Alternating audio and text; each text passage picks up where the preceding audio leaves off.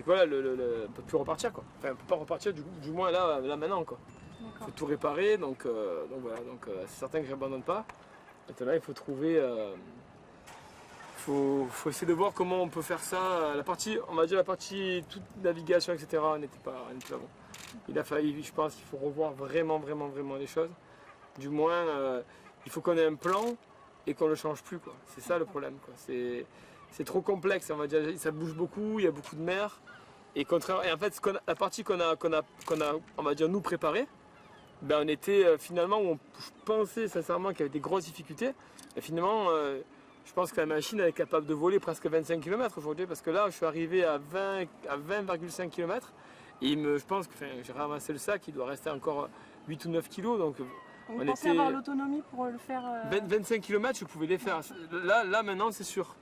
Mais en bonne condition, avec le stress et la pression oui, finalement ça passe. 25 km ça passe. Donc du coup, de ce côté-là, de ce qu'on a répété depuis 4 mois, on avait la marge.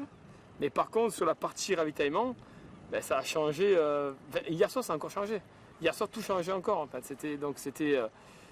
Voilà. Pourquoi ça changeait hier soir? Ben, je ne vais pas trop en parler, mais voilà, on m'a demandé de ne pas en parler. Mais voilà, tout a changé, toutes les heures ça changeait. Voilà. D'accord. Excusez-moi, je vais vous faire revenir sur ce que on a un peu raté. Vous disiez que c'est un peu. Enfin voilà, vous étiez prêts, c'est un peu toutes ces aléas. Non, attention, vous savez, quand on a un échec, déjà on perd rien, on apprend. Et il ne faut surtout pas mettre la faute sur les autres. C'est notre faute à nous à 110%. On aurait dû peut-être annuler ou peut-être revoir et être meilleur. Donc c'est nous qu'on a merdé, ça c'est certain. Après, c'est évident que quand le plan il change toutes les heures, ça ne facilite pas la tâche. Voilà. Maintenant, dire que si on avait ravitaillé en vol, on n'aurait pas eu de problème, c'est peut-être prétentieux, on ne sait pas. Ce qui est certain, c'est qu'on a des perches stabilisées et que d'attraper un tuyau, c'est moins problématique que de poser sur une plateforme qui fait des allers et des retours. Après, là où on n'a pas été bon, c'est évident qu'on aurait dû faire un test de décollage et d'atterrissage, sauf qu'on n'avait pas le droit de le faire dans les eaux françaises. Donc on aurait évidemment dû louer le bateau 2-3 jours avant, aller faire des essais en Angleterre, mais ça, vu qu'on l'a su, on a eu les autorisations de l'aérodrome privé, et je crois que c'était hier soir. Donc voilà, c'est à 100% notre faute, ça c'est certain, mais c'est certain que ça n'a pas été facile à gérer, quoi. Voilà. Vous êtes déçu? Ouais.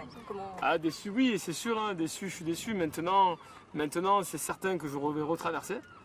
Quand, je ne sais pas, mais dans les jours qui suivent.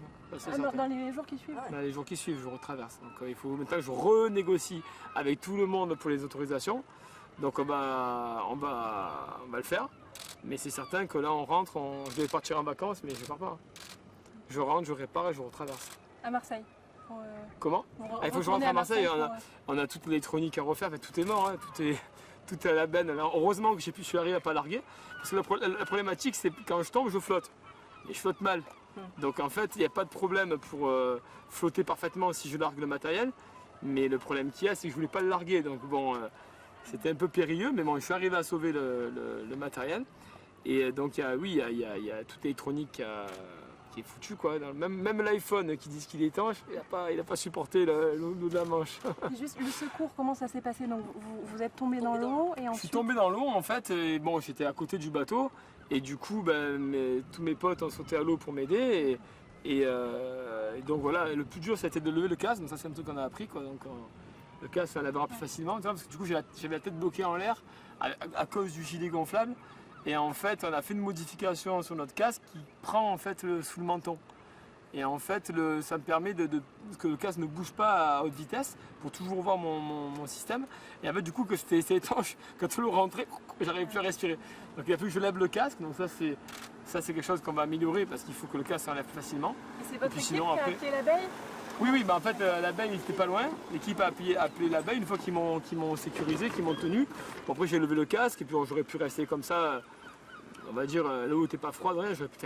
Moi, dans le stress, je ne saurais même pas dire si l'eau était froide ou chaude. Mais j'aurais pu rester, oui, plusieurs dizaines de minutes comme ça. Puis ils ont appelé l'abeille et on aurait pu remonter sur le bateau qui était prévu. Mais c'est vrai que eux, ils avaient un petit Zodiac, ils sont venus nous chercher. Et ça a facilité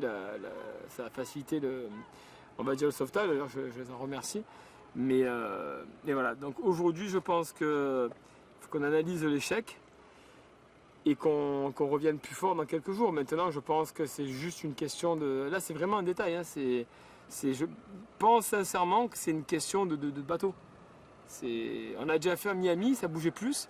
Mais le problème, c'est quoi? Là, on vient d'apprendre qu'en fait, chaque bateau est différent. Et pourtant, les conditions dans lesquelles on s'est fixé sur le bateau, elles sont meilleures que celles que les essais qu'on avait fait. On avait plus de mer la dernière fois. Le bateau était quand même un peu plus grand, mais on était fixé sur le toit du bateau. Donc on avait, dans la logique, plus de mouvement. Mais en réalité, la nature du bateau lui-même impacte énormément finalement la stabilité. Et là, c'était incroyable. C'était incroyable. Puis bon, la stratégie, je pense qu'on aurait dû demander d'avoir un bateau arrêté. Quoi. Ce qui a gêné, c'était pas... Enfin, moi, j'ai essayé de manager vraiment le côté tangage, quoi. Tangage et roulis de la plateforme. Et j'ai pas du tout percuté qu'il était en mouvement.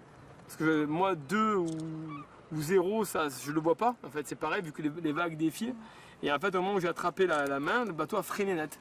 Et du coup, ben, ce qui va vous faire basculer en avant, moi, tant que j'ai pas de point de liaison au sol, c'est hyper stable. Mais dès que j'ai un point de liaison au sol qui était ma main, ben, dès que ça a freiné, ben, l'accélération a fait que je me suis retrouvé, je suis passé sous la barre.